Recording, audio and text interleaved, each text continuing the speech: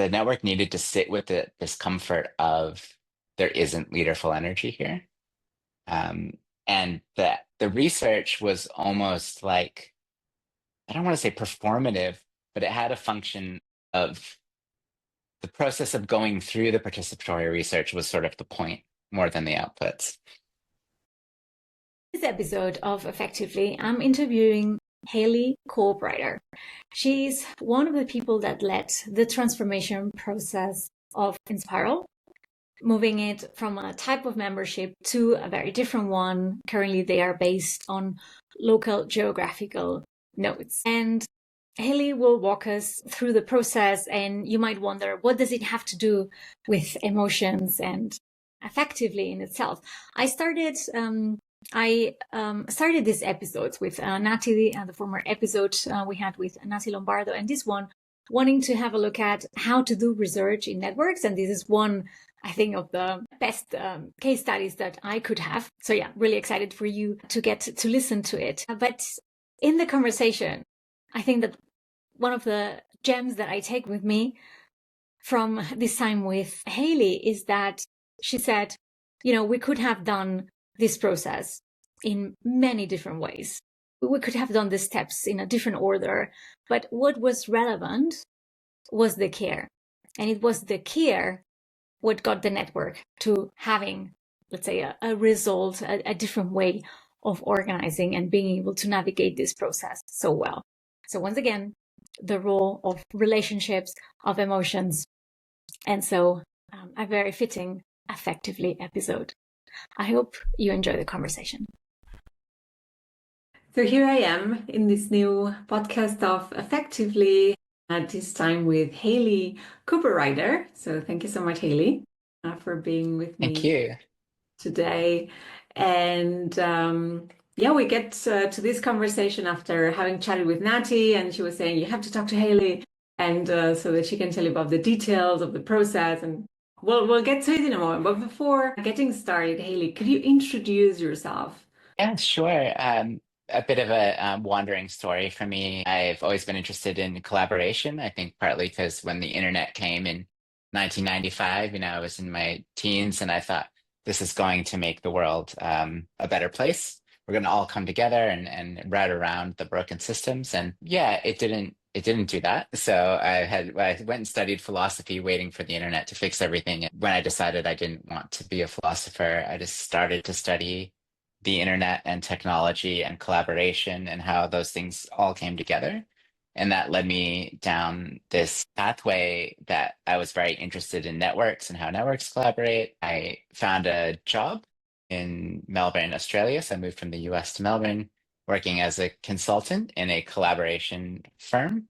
So we did a lot of work with governments, helping them collaborate, running workshops, but also doing digital platforms. So I had that sort of side of the experience. And after, arriving in Melbourne, met a bunch of people who were doing really cool stuff in this space. And that led me to connect to Enspiral out of New Zealand. And I've been very involved with them, I think, for about 10 years now. And currently, in the last 5 years, started a company that uses games, storytelling games for collaboration called Amble Studio. So that's what I'm up to now. Oh, I feel so tempted to ask you about that. It sounds so interesting. Wow, super cool. Good or bad, or just for sure good, we're actually going to focus this call on the process that you led in Enspiral. So I was a contributor for the past few years, and I kept getting Lumio threads from Hailey and seeing all the things that were going on. A very intense process. So maybe you could, before we dive in, talk a little bit about your role at Enspiral and how that shifted and how you got to taking on this huge endeavor. And I haven't described a huge endeavor yet, but I think you will do it better than I did. It's basically about the structural change of Enspiral to what it was, and I think that most of us know it from, to what maybe it has become today, or it was, let's say, you set up a structure so that it could morph a few years ago. So if you could talk a little bit about your role and how it led you to that moment. Sure. Yeah, I think like you, I joined as a contributor at the beginning. So somebody who participates, can participate in decisions about how the network structures itself, someone who was very curious about how does this actually work? Why would I choose to participate in this network over another one? What's the value here? And sort of was in that mode for a while, learning about how the value of the network is a few things, that it's mutual support for people who are trying to start businesses, impact businesses or impact projects, learning from each other and getting really tangible support like opportunities, leads, finding other team members, but also that it's a space of belonging. And I think that's a really important part of it too, that those two go together, a place where you can kind of drop the mask, be with other people who are like you, who are going through the same things as you. And as I started to um, really enjoy the belonging part, because I was a consultant at the time, I wasn't starting my own business at the time, I got more and more involved. And eventually they said, Hailey, do you want to become a member? Which at that time was a special role, which meant you were kind of a shareholder, yeah, a shared holder, I think was one of the words they used, sort of responsible for keeping the network healthy and making sure it was a good place to be, ultimately deciding who kind of came in and who maybe needed to leave. What did I want to say? Yeah, that this was kind of a special role to be asked to join into. And it was right as I joined that membership role that the discussion was happening that maybe this structure of members and contributors isn't working. And so I remember it was, I know you talked to Nati, who lives with Rich Bartlett, and it was Rich in the meeting saying, naming it, this isn't working. Somebody, I think he said, somebody needs to slay this bull. Somebody needs to kind of be the one to actually end this because it's not going anywhere. So that kind of brings us up to the beginning of the story. Yeah, that's I find a very interesting role when like you come in and maybe I don't know if you have like these ideas or wanting to like contribute to what is there, like what's going to be your role, and then it's like your role is well to change the whole thing. Yeah. Mhm. What were you sensing? How did you get that that huge piece of work? Yeah, I guess I'd like to go back a little bit with some context in order to build towards that. And my own context of the skill set I was bringing, I wouldn't call myself a researcher. I sort of didn't make it in academia, but I have a lot of experience in consultation and engagement processes, where if we're trying to create a new policy or a new way of being or a new way forward, a new design, we do a lot of sensing with the people involved, co-design, stakeholder engagement. So the basic patterns of how to do that well, I'm pretty familiar with. And what was sort of being felt at the time was some tension between a sort of old crew, an old collective of people who had been present to Enspiral's first iteration. It started off actually Enspiral as a company owned by one person that he then invited lots of people into to just share livelihood together. And they all worked in one co-working space in Wellington. There was a lot of intimacy, a lot of friendship, a lot of actual holding. And then they realized it needed to morph to something else, which was they created a foundation in the middle and turned Enspiral, instead of being kind of a company brand that they all did business under, they turned it into a community brand that held space and supported people to do other businesses. And that's when they created this idea of the member circle, which would hold space for the network where other people were creating livelihood pods, little micro assemblies of mutual support, yeah, or micro solidarity crews, as you might call it in, Rich and Nati's language. And as I understand it, this was before my time. This was meant to be temporary, sort of until we could figure out an even more decentralized way to do this, because there's a lot of values of decentralized autonomy, duocracy, these kinds of things in the network. But people who were coming new to the network were perceiving that actually the member circle was doing the opposite of that, that they would try to do work, they'd get the proposal up in Lumio, and then one of the original members would come in and start asking a lot of questions at the last minute, and they would feel like they were sort of being stifled and stymied, like they weren't getting enough tension from the member circle, and then the member circle would kind of come in and, I don't know, get in the way somehow. But then when I went into the member circle, they sort of perceived themselves as, well, it's not our job to make decisions or do anything. we weren't blocking anything. We were just asking questions, but people seemed to be waiting for us to step in and take leadership. But the whole point is to not do that. So I was sort of sensing this sense of that tension needing to kind of work itself out. I also got a strong sense that a lot of people in the member circle didn't really see the case for change. So even though Rich was calling it really strongly, others were going, this seems fine. This seems great. It's really lovely to be here in this member circle. We meet once a month, or was it every 2 months or once a quarter for 90 minutes. And we spend the first 45 minutes just checking in, and like having a really good time. And I think it was after an hour's worth of check-ins that I think that moment was kind of called. So that was kind of one dimension of it, was that sense of not seeing the need to move on.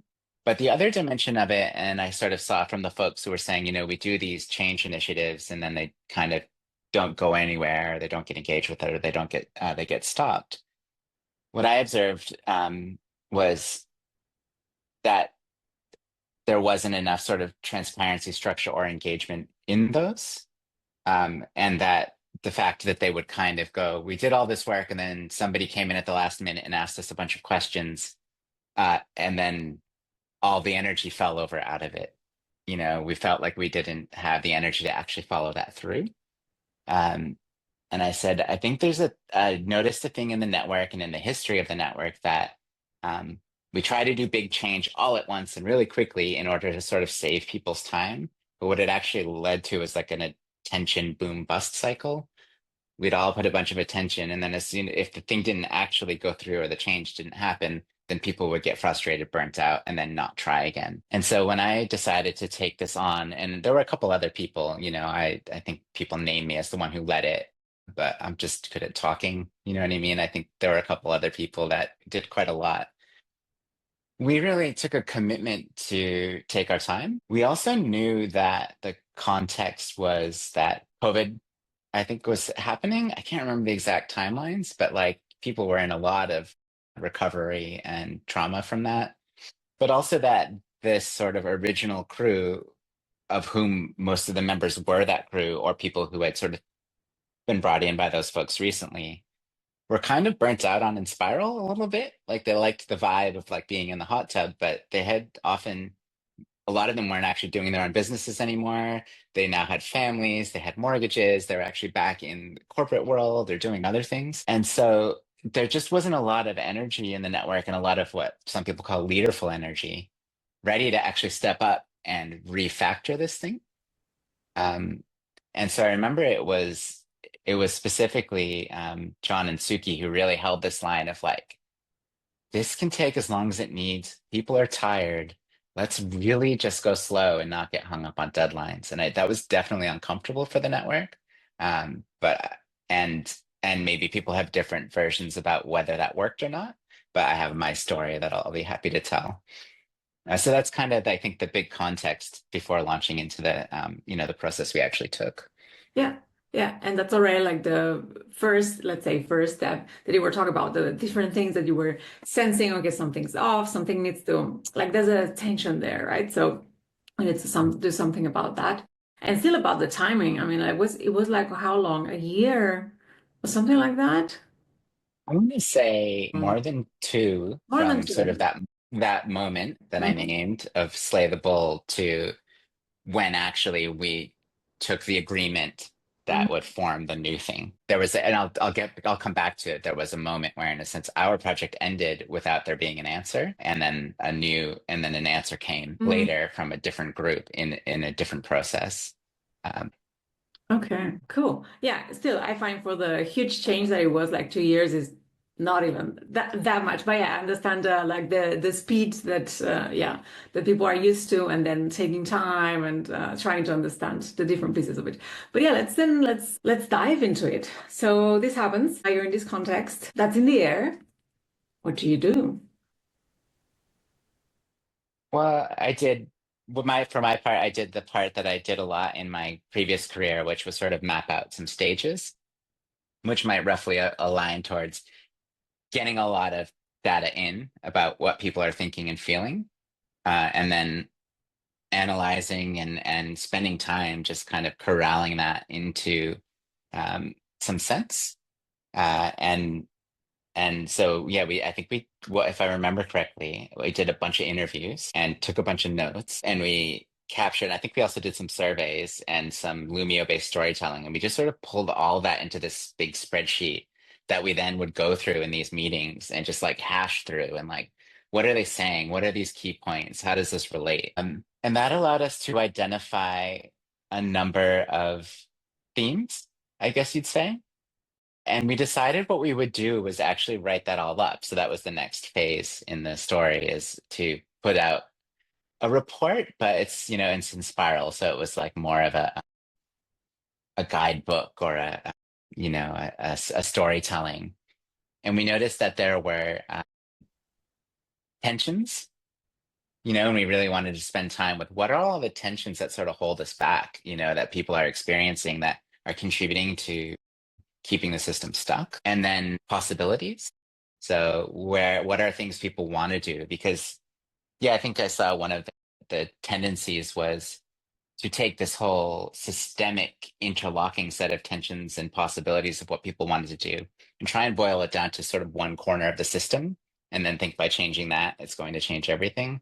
So we really wanted to map out all of the possibilities on the table about how Enspiral saw itself wanting to change.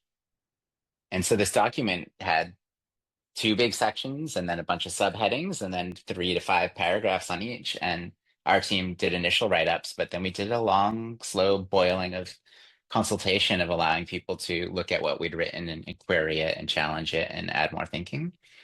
And I think there were maybe 10 or 15 people who kind of touched that out of 100 something. We also designed some light games that were on-ramps into this giant document because it was quite big. And so again, John really led on this. He designed a set of archetypes, sort of like characters, like the monk or the pirate, and a framework for how people could locate themselves in an archetype by asking them a series of questions. And it would sort of spit out like, you are this archetype, almost like a BuzzFeed quiz. But it was related to, yeah, what do you see as like your role in a network, or the purpose of a network? Is it about giving gifts? Is it about getting practical work done? And sort of these different dimensions that would add up to one of 9 archetypes. And we made a set of cards using art, like fantasy art, and Joriam helped us with this, that people could kind of see and hold this card and then pick one that was opposite to them. And then they would roll the dice to randomly find one of the tensions, and they would discuss it through the lens of their archetype and through the lens of the other archetype. I don't know that many people did this, but I think people that I talked to found that they really appreciated being able to just sit with the stuff and play with the stuff and not be rushed to decide. So yeah, that was a big info dump, but that was kind of the major arc that took, I'd say, a year. Yeah, but that's amazing. That's already, I mean, I hear like a lot of care as well, and wanting to do things in a way that people can actually engage in. That let's say, I mean, doing these like interviews and like taking the notes, the surveys, the Lumio storytelling. I mean, I can imagine it was a massive, huge Excel file full of data that you work through. And then it's like, well, that's a sort of like super playful and appreciative, and I imagine like beautiful share back to what is it that came out, so that people can actually engage with that. That's super impressive. I find that's a lot of work.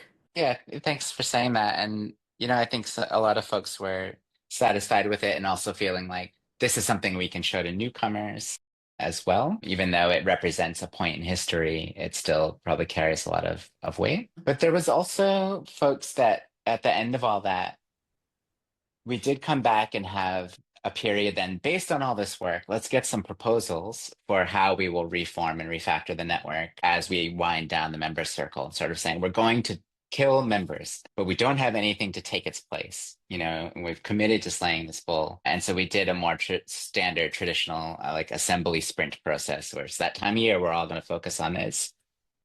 And we didn't get any proposals that anyone was super like thrilled, like this is gonna work. I kind of led one because I'd been thinking about stuff a lot and talking to a lot of people and pulled in some other ideas. And there was another one that came, and they both felt like there wasn't enough leaderful energy to actually take any of them on. And so, in a sense, the process ended without an answer. And I remember someone sort of saying, I just feel a little bit like kind of left disappointed. And I know another person said something like, if I was a client, I think I'd be disappointed. Like this didn't deliver. My reflection on that was, and this might be me sort of, making it easy on myself, but the network needed to sit with the discomfort of there isn't leaderful energy here. And the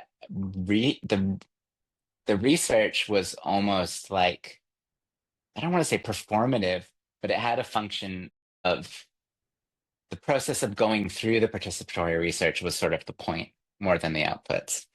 Well, it's in the context of networks, that makes a lot of sense, right? It's a sort of like, here's where we are, kind of like showing like this sensing that's been there, that's been in the air, that we've been, maybe here and there talking about, is putting out in the open, let's say, sharing this data, and then reflect on it, or as you say, sit with it, right? There's a sort of like, I'm talking from the, let's say, we share experience, which we composed a few years ago. So I don't know, like imagining that maybe in your case was also this that I don't know if there was like resistance that we don't want it to change. It's like it's not working, but it's like what else is it? Like it's difficult to imagine something else that has had an inertia for many years, and it's like but it's not there, right? The leaderful energy that you're talking about in this case. Yeah, it's interesting that you mentioned we share, because I think where Enspiral went, the sort of end of the story, and I feel like I'd like to sort of narrate the rest of it just to have that in the shared space. It's gone to a nodes model, basically chapters in different regional areas. And I know we share went there pretty quickly in its history. And it's then composted. And part of what I heard was that once it was chapterized, it was sort of hard to keep a sense of a coherent culture across that. Yeah. And now that Enspiral's gone that way, I'm definitely paying attention to that sense of, are we going to have the same experience? And it's been interesting to reflect just how quickly I've heard just little hints of people being like, well, this node this and that node that, and then and that kind of, it's like, oh no, really? Like already. Yeah. Okay. Yeah.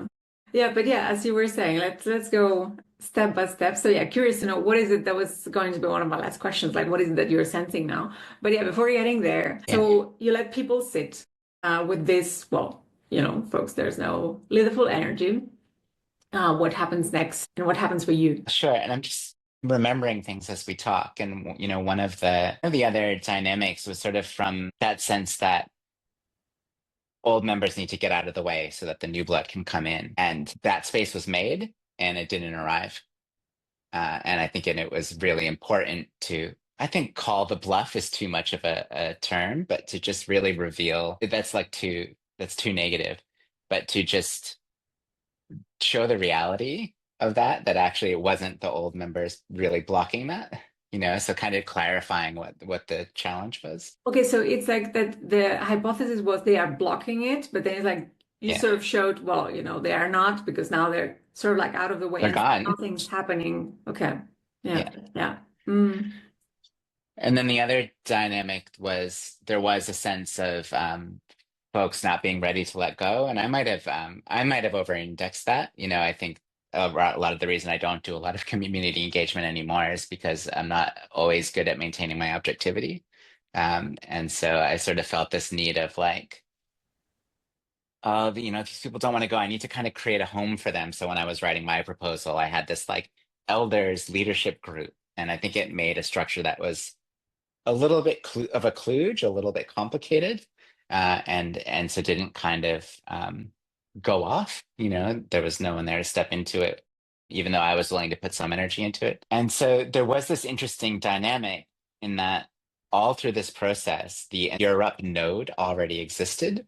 And Enspiral was this member circle, but when Rich and Nati decided to move to Europe, they made this really awesome duocracy kind of move of we're starting Enspiral Europe. It's going to have a relationship to Enspiral, but we're not asking permission and we're not asking for money even. We're just doing this, you know, sort of try and stop us. And of course, everyone was like, cool, you know, like that's awesome. Go for it. We love it. And so we had this like model there sitting there waiting to be had of like, what if we just moved to nodes? And I think the network even had tried this in the past and sort of failed. Like they felt like it was adding too much of a bureaucracy or something. And I think at the time I was like, why don't we just go to nodes? And I felt like, I don't know if the network is ready to just make that leap. Like it feels like too much of a dissolution of what's already here. And so this interregnum where there was no answer, I think prepared people to accept that that was the only solution, that there just was no possibility of holding a single centralized Enspiral anymore. And so it was at that point where Rich and Uli kind of came back on the scene and just said like, okay, enough waiting around. It's just nodes. We're doing nodes, okay? And put together like a really straightforward change process. And, you know, they did it like over the course of maybe 3 months. But they got from A to B, change process, got a nodes agreement up, and got everybody to agree to it in Lumio. And I just was so excited. I was like, there's the leaderful energy. I was a little sad that it was another old timer that had to come back and kind of do it for everybody. But we got there and that got forged. And I sort of put my hand up with some other folks to take the existing Australia, New Zealand energy and put a node shaped container around that. And there's a online node called Enspiral DAO. And so it's all happening and we're still in that governance transition, but I think that worked. And I think that the growth that's being seen in both Europe and in the what's called Kumara node to kind of cover this region here in Australia and New Zealand shows that devolving that responsibility to the nodes was the right move and it's working. Yeah, exactly. I was going to ask you about, well, let's say the testing of it, which has been this time. So let's say that the criteria you're taking would be, well, the amount of it. So there was like no energy, like little happening, moving, no little energy to, okay, you know, there's a Spiral Europe, there's stuff happening here. And there's also now stuff happening in New Zealand, Australia. Yeah, so what's criteria for success? Yeah, the nodes themselves are doing what, in a sense, the singular network couldn't effectively do, which is there's new people coming in, taking leadership roles. It's still a slow process, but there was like a kind of a next guard that stepped up to lead the nodes. And then that guard is having success recruiting people into their gatherings and into their nodes. Not that we do growth for its own sake, but people get burnt out and you kind of need new people to come in and step up.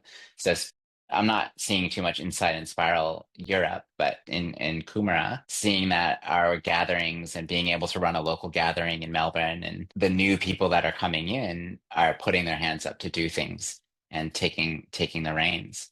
And to me, that's actually really the biggest sign that it's working. And I think we're just getting started really in terms of that.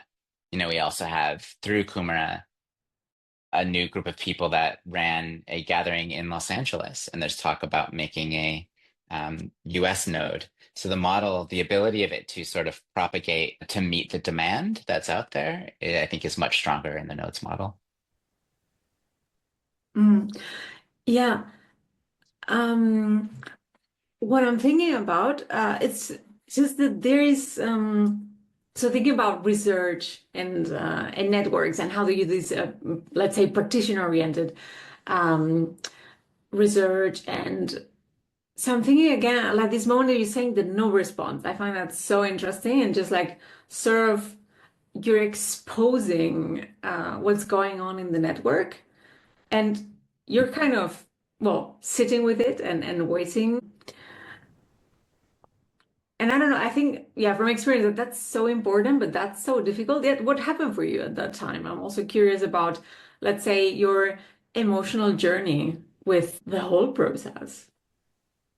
Did you ever think of like, I'm done, like it's enough? Or Yeah, I mean, the thing about Enspiral is it happens in your spare time.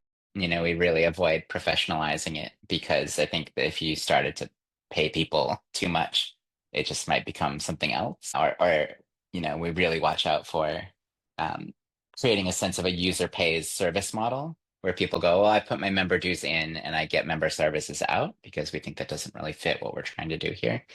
And so there's always this thing of when you take on an Enspiral project of, God, geez, I have to do this again. This is still going on. I can't believe I designed such a big project. I wish I hadn't done it. But because we really found the courage to take our time, it made it manageable. And we could just let it sit for a month even before we kind of kicked on to the next thing.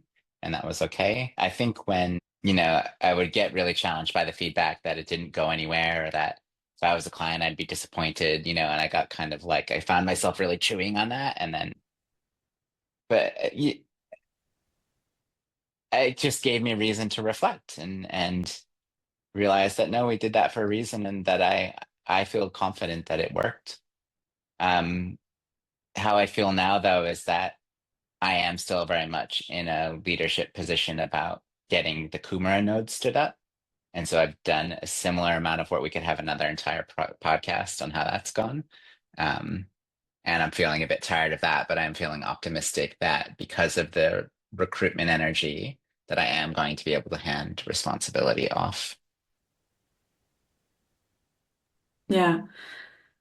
Yeah, and I just wanted to say, I mean, I've only seen, let's say, from the whole process, the Lumio thread about this, and I put it in a Word document, and it's like 10,000 words. So that's like over 20 pages of Lumio discussion only. So the discussion, so it's like updating yourself on what is there, what are people saying. You have to go through everything, read the comments. You were responding to lots of comments I saw. So that's impressive piece of work, I have Well, to I say. think the document we wrote was like 50 pages. Yes, yes, yes. Exactly. Yeah. I've also checked the document. Exactly. Plus all these things, plus the Excel file, plus the talks, plus doing the interviews. So yeah, it's a really impressive piece of work, and also that it led to the change that was needed, and it led to figuring out as well what were the energies that were there, where did they want to flow, and what was the structure that you could build around that. And that's a bit the question I would have now. How did you decide, we're going here instead of, well, there's nothing happening, saying, okay, composting Enspiral?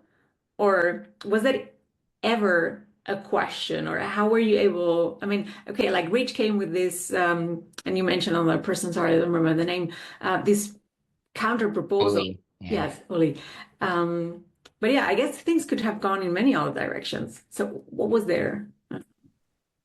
Um, we definitely included as one of the possibilities in the document that Enspiral ends, or that nodes go and do their own thing, but we don't try to be a combined network anymore.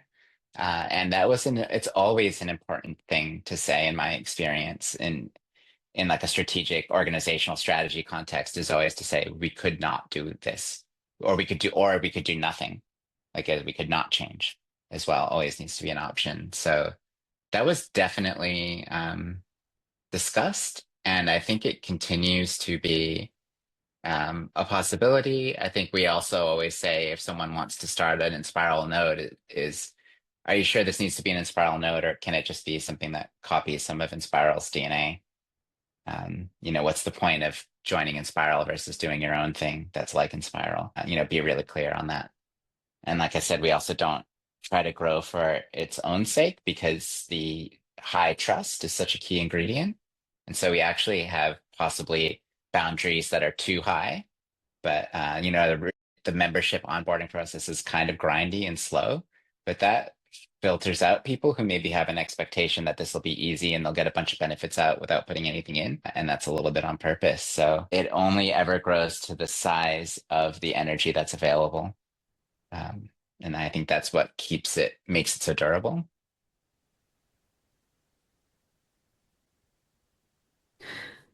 Yeah, yeah, it would be like a whole other conversation. I'm very curious about that part, like how you onboard people and who gets in, and Mm. how, because I think that's also so key in networks. That And was, yeah, a big part of this conversation always, because that was such a core function of the member circle, was mhm. determining who gets in. So how are we going to do that when they're gone? Yeah, absolutely. That's several podcasts.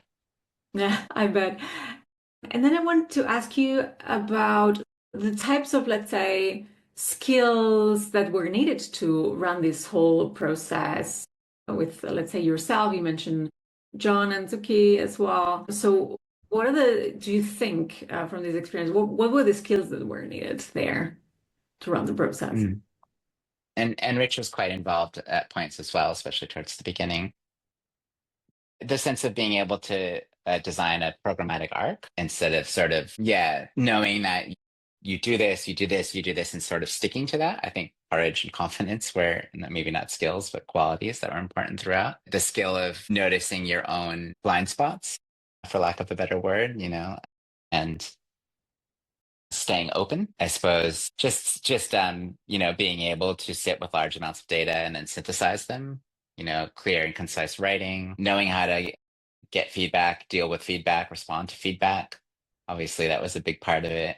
And then, yeah, the game design piece wasn't a tiny thing, like acknowledging that we knew people had quite a lot of content to confront them with and designing those activities that would allow them to onboard themselves into the complexity was an interesting piece of that.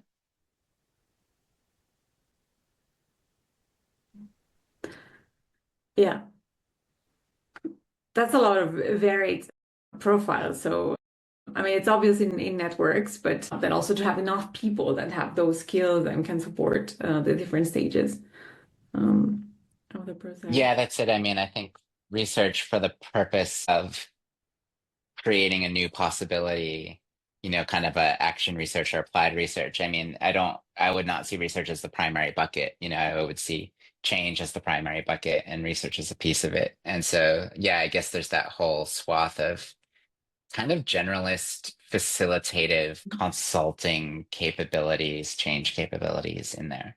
But Enspiral is very rich in those capabilities, so it helps. Yeah, and so how was it like? Did people, let's say, well, just let's say offer their skills, or for example, these people that did the game, were they involved, or you asked them, or they proposed it themselves? So I'm thinking now about like how is it, or how are you, I don't know, even like communicating or keeping people engaged throughout the process, especially if you say, okay, that was a lower pace for us, and how do people keep coming back to it? That's not easy. Yeah, no, you reminded me. So for the game, I think, it just happened to be that I had an interest in that, and so did John. And then we knew Joriam had interest and skills in that area, so we pulled him in just for that piece because we had been playing with those things on the side, just in a different stream. So he came in and made the cards, so that was like a nice. I think there were a lot of little moments like that. There were people involved. There was someone, I think Anne-Marie Swan was very involved for a lot of this. And she also made some visuals.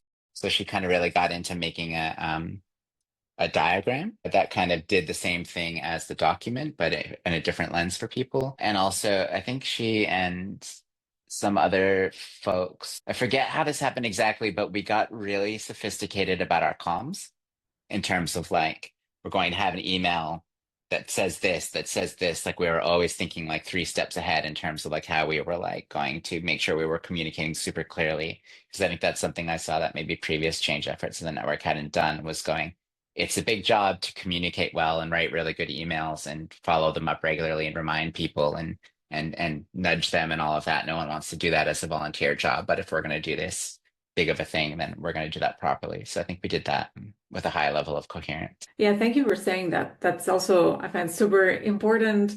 Like the typical, okay, you put the Lumia post and then, well, it was maybe not in Spiral's case, but very often that, you then have to go in the private channels and say, hey, there's this Lumia post, like go check it out, or the emails or remind people, da da da. That's just so important. Like it doesn't, no one can expect, right, that you put something in the middle and that people react to it. Hopefully they do. But yeah, very important piece.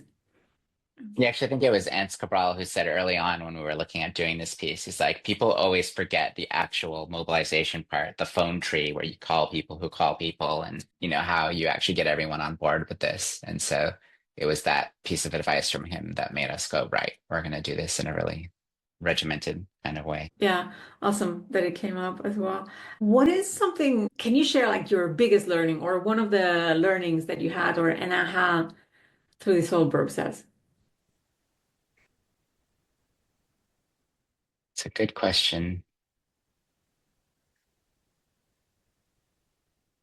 I think the biggest aha was that the specifics of how we did the process didn't matter as much as that we held the process with care through time, as long as it needed to for the change to move through. Like it could have been any sort of sequence of interventions, could have arrived at to create the space for the right solution to arrive from the right people. So you think if you would have done another process, maybe you would have landed here anyway with a whole different journey. Yeah, I mean, it's sort of maybe it's a bit of a materialist kind of metaphysics. Like this was the only outcome that was really possible from where we started, given what was happening. But it was all about just doing a process, holding a space for conversation that allowed this very large group of people to not get stuck in the status quo. Yeah, that's beautiful. Like engaging in the process and caring for it and doing what's necessary and working with it. So I understand that you were sort of stewarding the collective intelligence in a way of what, let's say, making visible what is there, working with what is there, and then you got to like the only possibility, as you mentioned, that was, let's say, available. Yeah, like another metaphor of it is like if it's like a can of soft drink and there's a bunch of like frothy bubbles at the top, you don't open it all at once. You open it slowly because you have to let the frothy bubbles out, which almost have nothing to do with where we're going. But you have to create a space in which the frothy bubbles can kind of be dealt with and moved through so that the new possibility can be like embraced and moved into gently. And so I think we actually just did a lot of processing to use a kind of a psychology lens on it for the network. I understand. So maybe like a theory like that interregnum where nothing happened was like the bottom, Yeah, so helping people, let's say, go through the process, and get somewhere else. And then, like, would you have done anything differently with the knowledge you have now?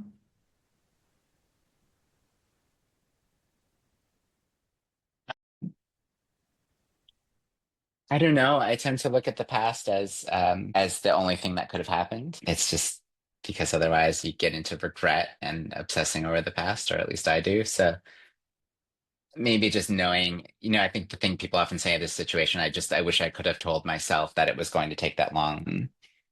I don't know if if I had known the answer was going to be nodes and maybe just said, no, that's where we're going, everybody, maybe we would have gotten there sooner. But I don't think so. I think it was good that we had that period of waiting. I don't think so. Probably some small things. Yeah. I definitely I live with that. Engaging with the process, caring for it, and putting it out there and doing all of this care work so that the collective can process whatever that needs to be digested to land somewhere else. That's a service work. It's in its best, I think. Yeah. So thank you so much for sharing this journey with me. Yeah, thank you. With us. No, it's been fun to talk about it again with more distance from it, than the last time I talked about it. It's been interesting. Thank you.